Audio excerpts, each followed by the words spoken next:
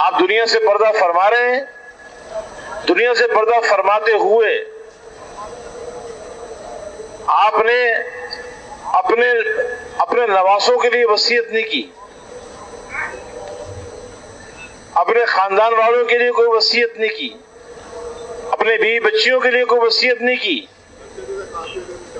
آپ دنیا سے پردہ فرما رہے ہیں تو امت کو وصیت کر کے جا رہے ہیں. کیا؟ الصلاۃ وما ملکت ایمانکم. اے میرے امتیوں، نماز کا اہتمام کرنا، اپنے ماتحتوں کا خیال رکھنا. اس لیے کہ نماز دین کا بہت اہم رکن ہے.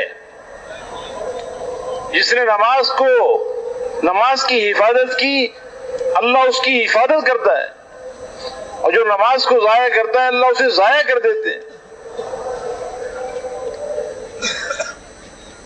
نماز کتنی اہم عمل ہے کہ حضور صلی اللہ علیہ وسلم دنیا سے پردہ فرماتے ہوئے امت کو نماز کی تلقین کر کے جا رہے ہیں کہ دیکھو نماز نہ چھوڑنا. اس لیے کہ آپ نے زندگی میں امت کو یہ بتایا تھا کہ الصلاۃ عماد الدین، من اقامها فقد اقام الدین ومن ترکها فقد هدم الدین. نماز دین کا ستون ہے. جس نے نماز کو قائم کیا اس نے پورے دین کو قائم کیا، اور جس نے نماز کو چھوڑ دیا اس نے پورے دین کو ڈھا دیا. نماز کا مقام دین میں ایسا ہے جیسے جسم میں سر کا ہوتا ہے. بغیر ہاتھ کے آدمی جی سکتا ہے، بغیر پاؤں کے آدمی جی سکتا ہے،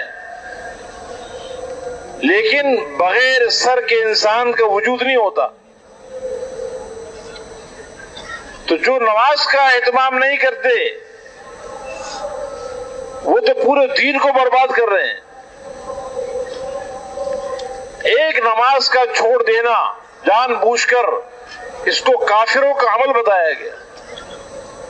جس نے ایک نماز جان بوجھ کر چھوڑ دی اس نے وہ کام کیا جو کافروں کا کام.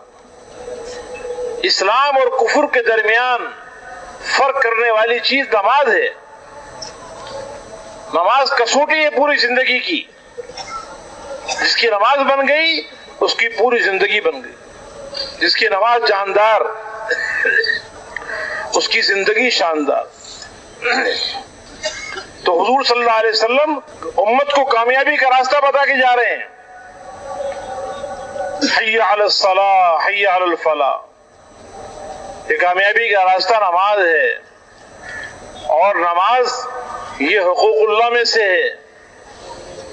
نماز کا حکم فرما کر پورے دین کی طرف اشارہ کر دی.